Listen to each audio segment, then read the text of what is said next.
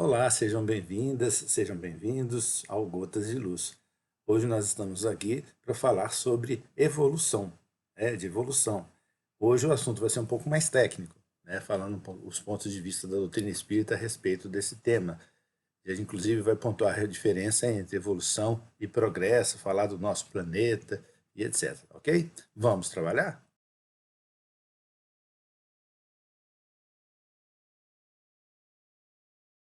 Então, evolução. Primeiro, a gente queria pontuar que existe uma pequena diferença entre evolução e progresso. Né? Evolução e progresso, como é que é isso, Brasil? Não, tem diferença sim. Evolução é qualquer série de movimento desenvolvido contínua e regularmente. Por exemplo, a escola de samba lá do Rio de Janeiro, de São Paulo, ela evolui na avenida. Ou seja, ela acontece de forma sucessiva, alguma coisa que acontece de forma sucessiva. Quando a gente fala, por exemplo, que o paciente evoluiu na sua doença, o que significa isso? Significa que ele melhorou? Não necessariamente, porque a palavra evolução fala a respeito do movimento. Então nós estamos sempre em evolução, nós estamos sempre em movimento, nada para. Agora, progresso é diferente, tanto é que no Livro dos Espíritos a palavra é progresso e não evolução. Nós estamos falando, por exemplo, lei de progresso, né? Então nós temos todos que progredir sempre, né?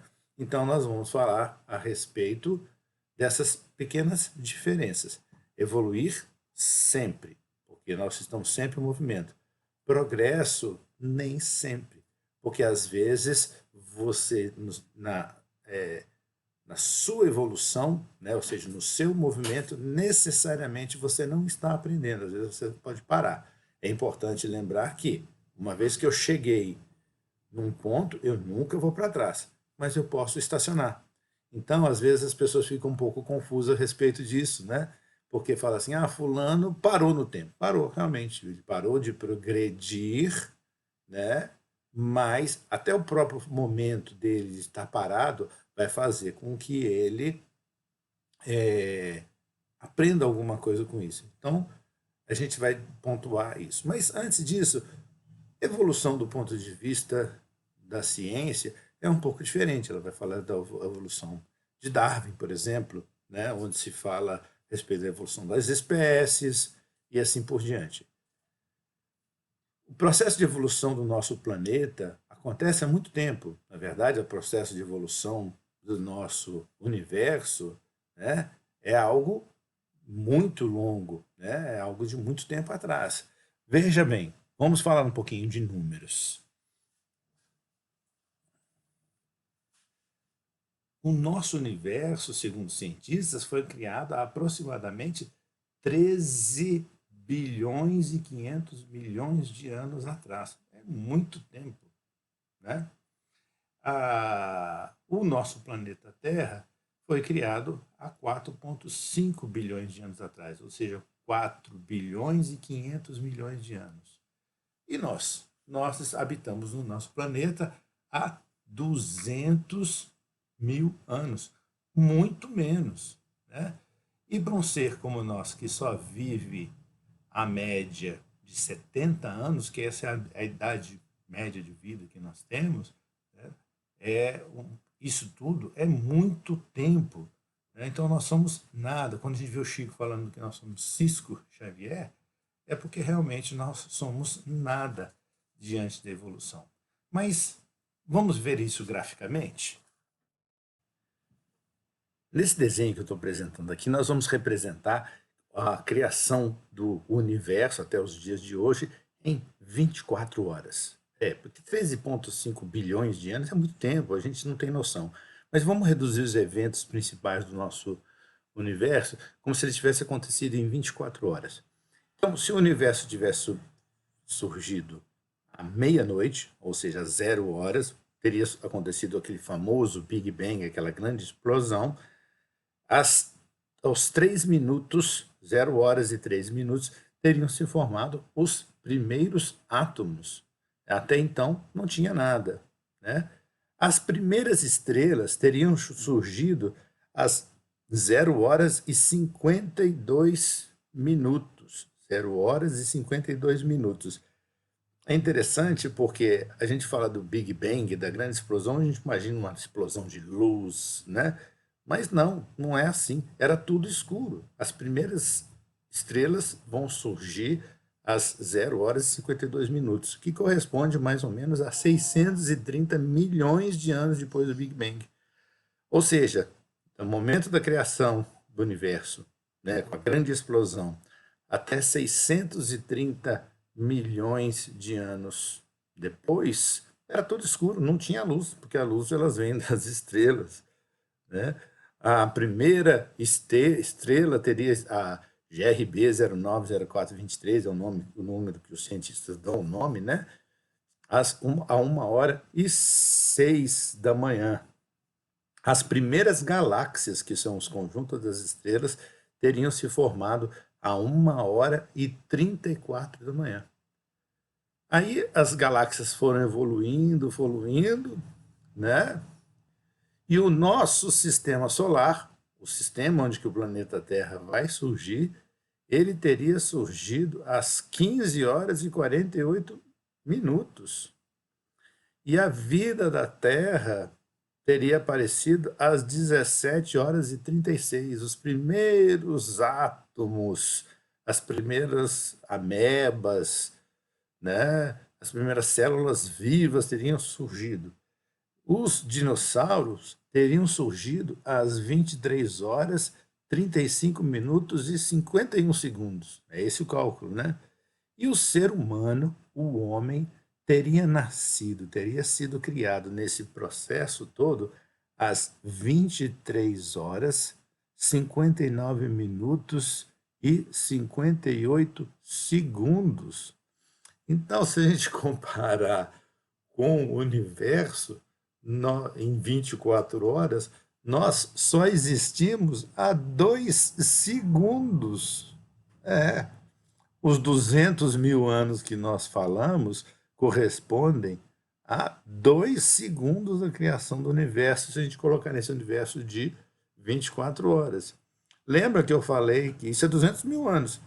E nós, que vivemos apenas 70 anos, muito pouquinho, a gente é uma piscada, né?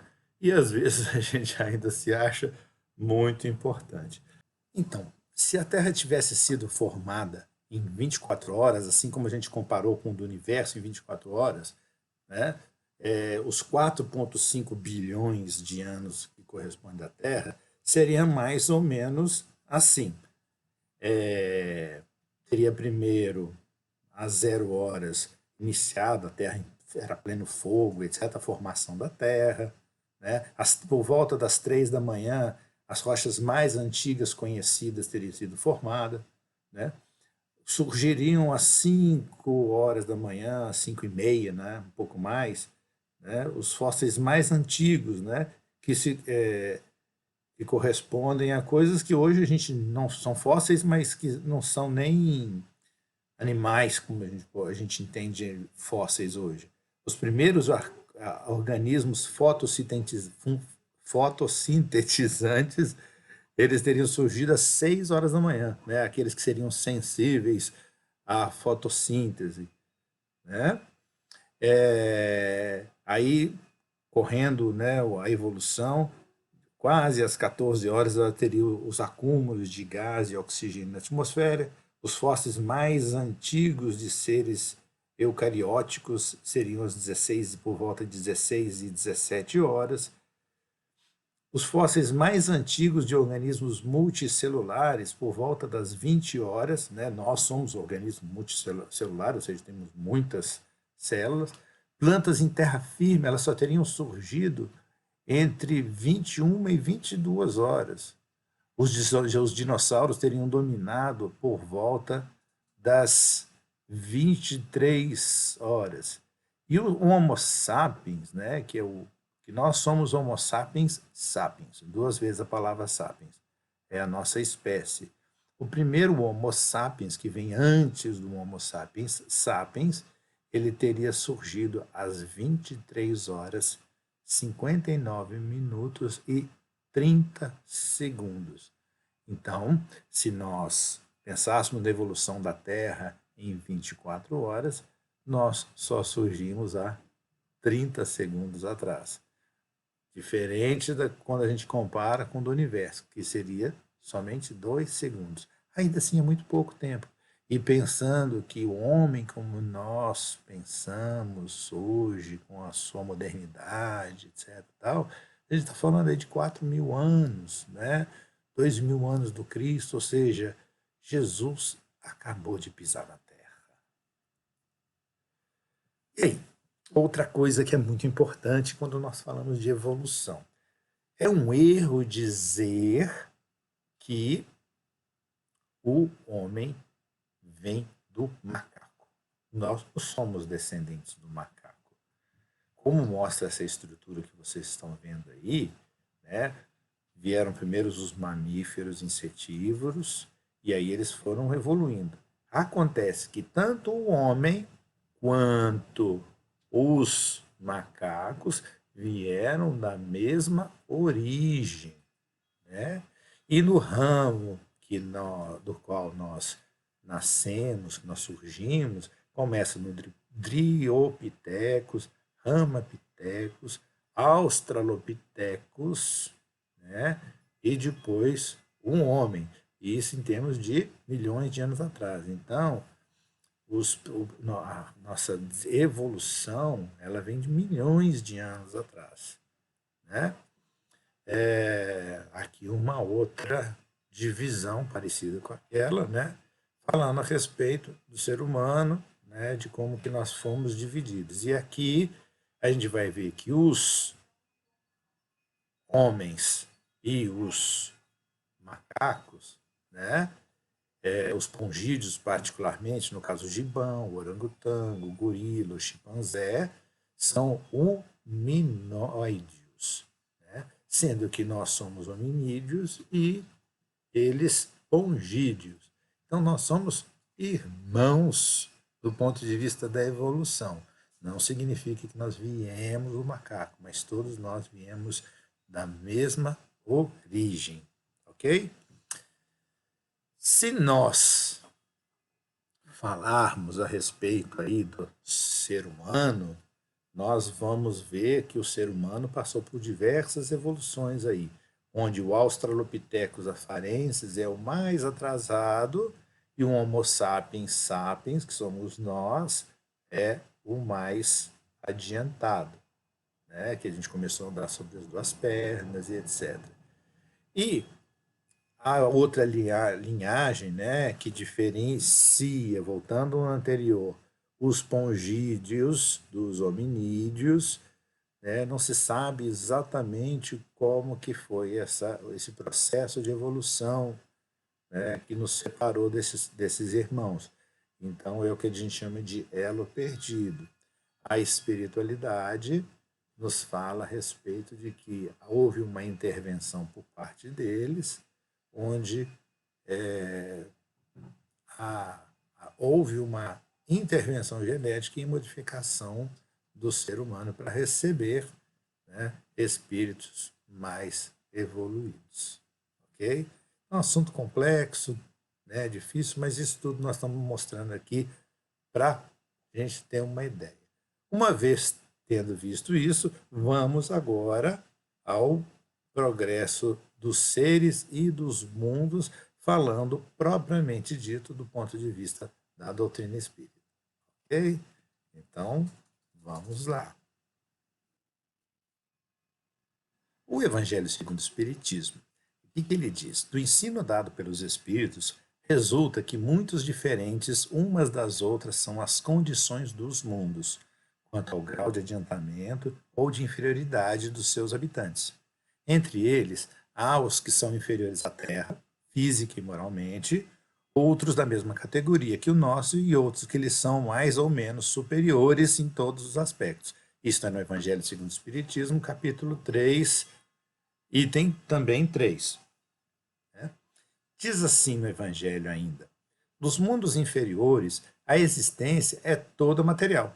Reinam soberanas as paixões, sendo quase nula a vida moral. À medida que essa se desenvolve, diminui a influência da matéria de tal maneira que os mundos mais adiantados, a vida é, por assim dizer, toda espiritual. Então, os mundos que nós vivemos, eles são divididos em diversas escalas, em diversos níveis de progresso. A evolução continua, viu? A gente viu toda aquela evolução dos seres materiais, né? Dos mamíferos que evoluíram para os pongídeos, nós somos os hominídeos e etc. Tal. Então, todo esse processo de evolução, né, ele está inserido no planejamento de Deus, no progresso, né, dos seus filhos. Então, veja assim, nós temos mundos inferiores, mundos intermédios e mundos superiores, onde vão habitar cada um desses tipos. Então, todos aqueles irmãos que nós vemos lá, os irmãos antes do Homo sapiens, eles viveram em mundos primitivos. Há também mundos intermediários e mundos superiores, como nós falamos. Então, ele diz aqui sobre os mundos intermediários. Nos mundos intermediários misturam-se o bem e o mal, predominando um ou outro, segundo o grau de adiantamento da maioria de quem os habita. Embora se não possa fazer nos diversos mundos uma classificação absoluta, pode-se, contudo, em virtude do estado em que se acham e da destinação que se trazem, tomando por base os matizes mais adiantados, dividi-los de modo geral como segue. Então, os mundos eles podem ser divididos da seguinte forma. Divisão dos mundos segundo o seu progresso. Existem os mundos inferiores, que podem ser divididos de duas formas, os mundos primitivos e os mundos de prova e expiação. Mundos intermédios, ou seja, ou intermediários, são os mundos de regeneração. E os mundos superiores, que seriam os mundos felizes ou divinos. Vamos definir isso melhor? Vamos tratar isso? Então vamos lá. Mundos inferiores. Nos mundos inferiores, a existência é toda material. Reinam soberanas as paixões, sendo quase nula a vida moral. À medida que essa se desenvolve, diminui a influência da matéria, de tal maneira que nos mundos mais adiantados da vida é, por assim dizer, toda espiritual. Então, nos mundos inferiores, né, que se viu que aqui voltando no nosso desenho, são primitivos e provas de expiação. Então, vamos lá. Os mundos inferiores, eles têm o mundo primitivo, que são os mundos destinados às primeiras encarnações da alma humana. Então, o ser humano, enquanto ser inteligente, vai encarnar pelas primeiras vezes, as primeiras encarnações, em mundos primitivos. E no nosso caso, corresponde mais ou menos àqueles 200 mil anos que nós falamos, aqueles 2 segundos segundo o universo, né? Depois, há os mundos de provas e expiação. Os mundos de prova e expiação existe a predominância do mal. Vocês conhecem o mundo de prova e expiação? A Terra é um mundo de prova e expiação. O planeta Terra, hoje, do jeito que está, nós vivemos num mundo onde que há predomínio do mal. O mal ainda está em voga. A gente vê coisas muito difíceis, né? Falando um pouquinho mais sobre provas e expiações. A superioridade da inteligência em grande número de seus habitantes indica que a Terra não é um mundo primitivo, né? Porque a gente já tem internet, né? Quem vive sem internet hoje? Nós temos eletricidade, tecnologias diversas e etc. Né? Então, a inteligência predomina, mas o problema está relacionado à moral, né? A Terra não é mais um mundo primitivo destinado à encarnação dos espíritos que acabaram de sair das mãos do Criador. Não. Né? As qualidades inatas que eles trazem consigo constituem a prova que já viveram e realizaram certo progresso. Não há dúvidas que nós já progredimos muito. Os numerosos vícios, aí é que está o problema, a que se mostram propensos, constituem um índice de grande imperfeição moral. Por isso os colocou Deus no mundo ingrato, para expiarem aí as suas faltas, mediante penoso trabalho e misérias da vida, até que haja o merecido ascender a um planeta mais ditoso. Então, essas diversas vicissitudes que nós vivemos no planeta, essas dificuldades, coronavírus, né, que a gente está vivendo, as guerras, as brigas políticas, essas coisas são todas coisas típicas de um mundo de prova e expiação, onde não há uma harmonia entre as pessoas, ok? Mas vamos então agora entender o que são os mundos de regeneração. Os mundos regeneradores servem de transição entre os mundos de expiação e os mundos felizes. A alma penitente encontra neles a calma e o repouso e acaba por depurar-se. Sem dúvida, em tais mundos, um homem ainda se acha sujeito às leis que regem a matéria.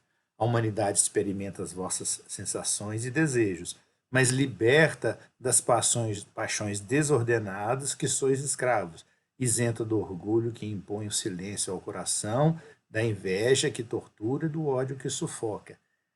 O critério para a compreensão dos mundos, né, ele está relacionado com o bem, né, e não com relação, por exemplo, à tecnologia. A tecnologia é uma consequência, né, porque o ser humano ele vai desenvolvendo conhecimento e, a partir do seu conhecimento, ele vai compreendendo melhor as coisas. Então, na medida que eu compreendo a diferença entre as pessoas, que a diferença entre as pessoas é menor, por exemplo, do ponto de vista genético, eu vou aceitar melhor do que eu sou igual ao outro.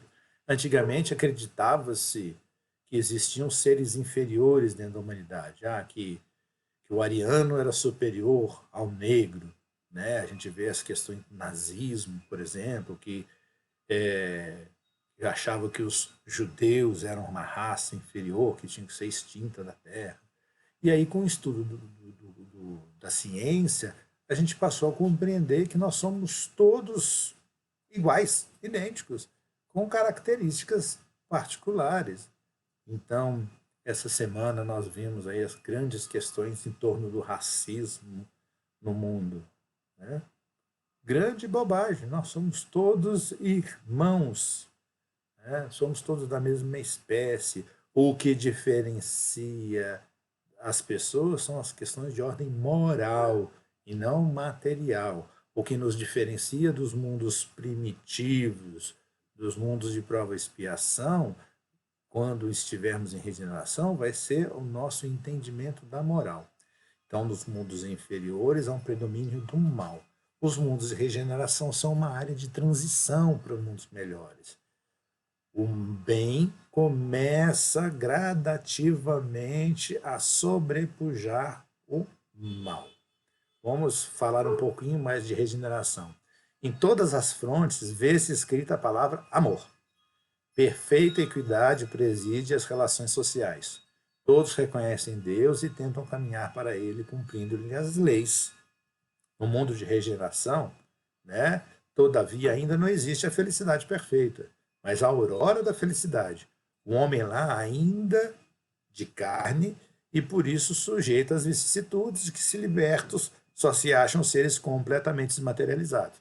Então, no mundo de regeneração, ainda nós vamos ter corpo material.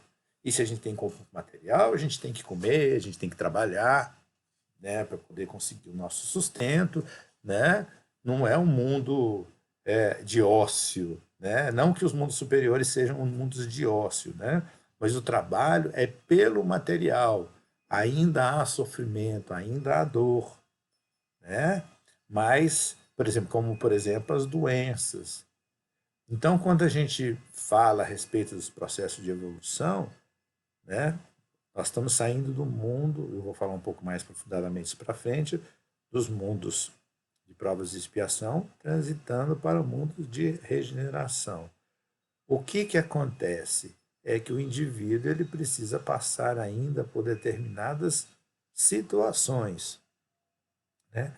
E como é que eu vou viver no mundo de regeneração se, por exemplo, uma doença como o câncer, se Deus quiser, um dia a gente vai chegar numa situação em que o câncer não existe mais. Mas, às vezes, o indivíduo, para o seu progresso, ele tem que passar por situações como uma doença dessa ordem.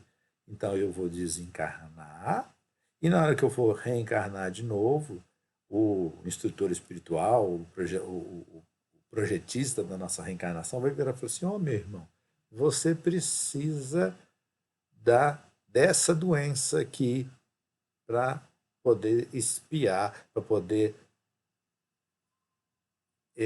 entender determinadas circunstâncias da sua vida.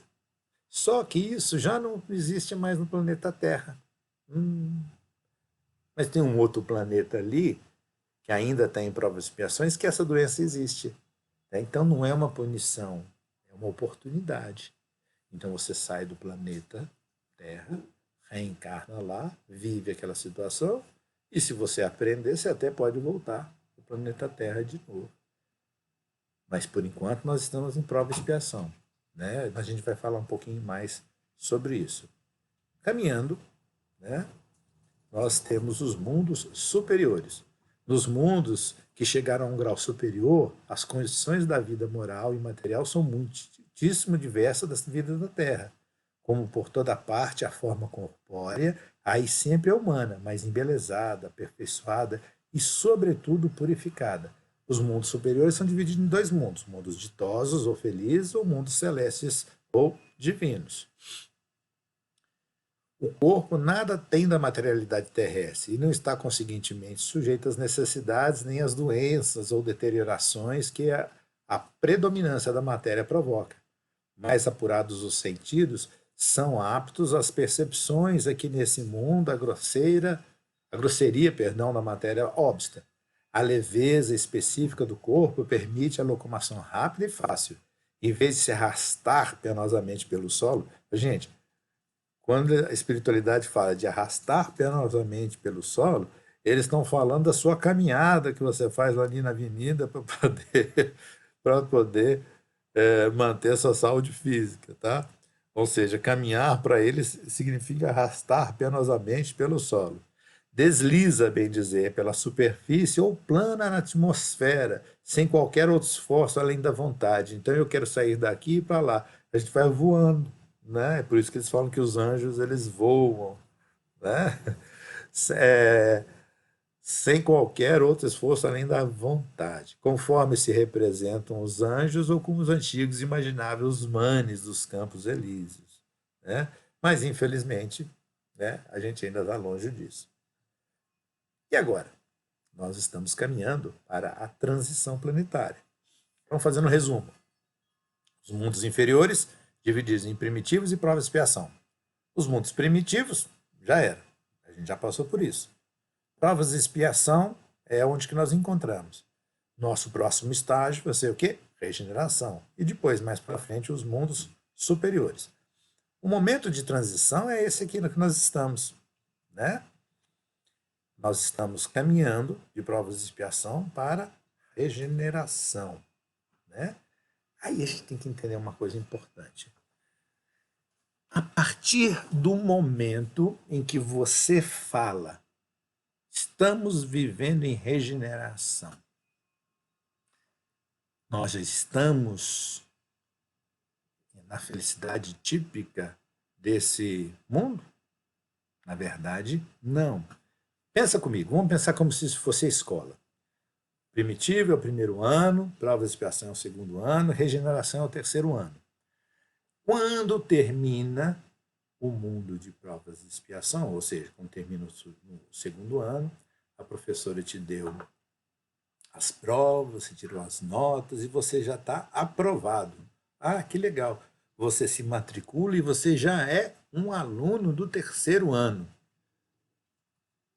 No final, nas férias, você está matriculado.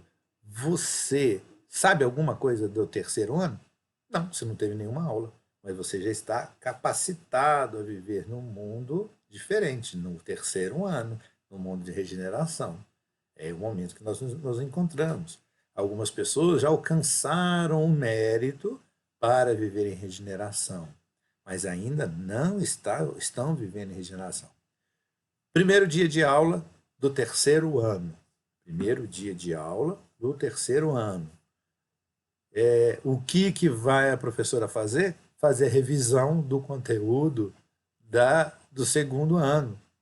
Ou seja, o que você sabe do terceiro ano? Nada ainda. Então, até a gente viver regeneração plenamente, leva um tempo. Né?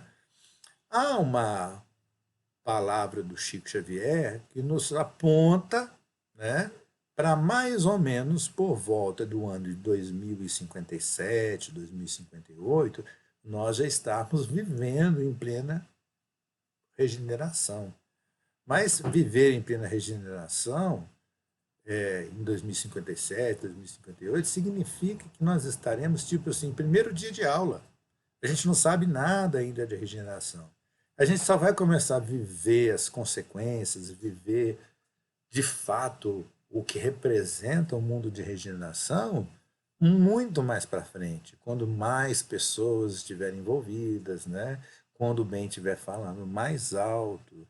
Então é muito importante a gente entender que a garantir a possibilidade, a oportunidade de viver num mundo de regeneração está bem perto, muito mais perto do que já esteve antes, mas não significa que nós já tenhamos entendido bem o que significa um mundo de regeneração e recebido as consequências positivas de um mundo de regeneração. Nem todo mundo vai concordar comigo, tá? E doutrina espírita é isso mesmo, nós temos o direito de pensar, não aceitem nada do que eu estou dizendo como uma verdade. Por favor, questionem. Alguns irmãos vão dizer que a gente está muito longe de regeneração ainda, etc.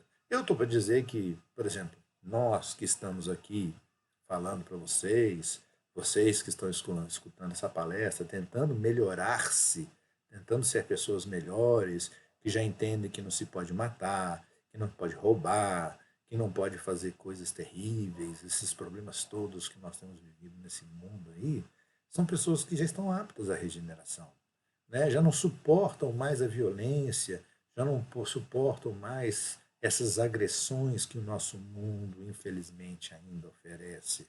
Então, eu diria que nós estamos já aspirando à regeneração, desejando a regeneração. Né? Tem muita gente morrendo de medo aí, que alguns chamam de chupão. Nossa, que morreu, eu vou para o chupão. Sei. Na verdade, isso tem uma cara muito de juízo final, uma influência das igrejas católica, principalmente, daquela questão da expiação, de ir por um lugar onde haverá prantos e ranger de dentes. Né? Quando eu saio da Terra e vou viver num planeta de provas de expiação, porque pensando numa Terra já em regeneração, eu desencarno aqui, não vou para o mundo de regeneração e volto, haverá plantos e ranger de dentes na medida em que você vai estar ainda entre os primitivos, que vão estar comendo essas carnes com seus dentes, né, e etc. E o seu conhecimento, né, você vai ter saudades, né, da sua casinha com um teto bacaninha, que não chove lá dentro, aí você vai pensar, nossa, eu podia ir para uma caverna, né, porque lá não chove. Então, esse sentimento seu está fazendo com que você progrida e faça com que as pessoas de lá também progridam. Né? Então, você acaba colaborando e com isso adquirindo mérito para voltar para cá. Ok? Mas então, partindo para a conclusão, do que vimos até agora, fica clara a nossa posição insignificante. Desde 1543, quando Nicolau Copérnico mostrou que não éramos o centro do sistema solar, nossa posição no universo vem se revelando cada vez menos importante. A gente achava que a gente era o centro do universo, depois a gente descobriu que a gente não tinha nada de especial. Um pouco mais tarde, Isaac Newton foi um dos primeiros a afirmar que as estrelas são sóis como os nossos. Atualmente sabe-se que o Sol não passa de uma estrela de quinta grandeza. Nossa estrela não só não é o centro do universo, como, nossa estrela, eu digo Sol, né? Como ela é uma estrela pequenininha, bem comum, né? A meio caminho entre o centro e a extremidade da Via Láctea. Ou seja, na nossa galáxia, que é a Via Láctea, não tem nenhuma posição especial, que também não passa de uma modesta galáxia em meio de bilhões de outras galáxias. Nossa galáxia tem 1,5 bilhões de estrelas aproximadamente. Existem galáxias que são estimadas em 15 bilhões de estrelas. Ou seja, nem a nossa galáxia também tem nada de importante. Algumas teorias mais recentes e ainda precárias chegam a supor que o nosso universo é apenas um dentre muitos possíveis, né? Ou seja, pode existir outros universos. De qualquer modo, na escala astronômica, são menos que micróbios amontoados num minúsculo grão de poeira cósmica. Ai, que triste isso, né, gente? A gente fica se sentindo um nada falando assim. Nessas cifras grandiosas, compreendemos a extensão da nossa humildade do universo, apenando-se sinceramente da situação dos conquistadores humanos, de todos os matizes, os quais, no afã de assambarcarem patrimônios materiais, nos dão a impressão de ridículos e vaidosos polichinelos da vida. No estágio evolutivo que nos encontramos, é imperioso que busquemos o nosso aperfeiçoamento para que possamos acompanhar a transição de nosso planeta, para que façamos jus ao mundo prometido por Jesus quando disse: pois me vou para vos preparar lugar. Apesar de nós sermos um grão de areia, né? Nós estamos pequenas, como que fossem amebas amontoadas num grão de areia. Jesus não esqueceu da gente. A espiritualidade superior está do nosso lado, nos ajudando, nos amparando, dispostas a nos ajudar. Nós não estamos esquecidos. Nosso universo é grande, mas nós somos grandes também diante de Deus, né? Então, o objetivo de falar de evolução, de falar de estudo, é de nos mostrar como o processo evolui e como nós somos, de fato, importantes para Deus. Agradeço a paciência de todos e até mais uma próxima vez. Obrigado.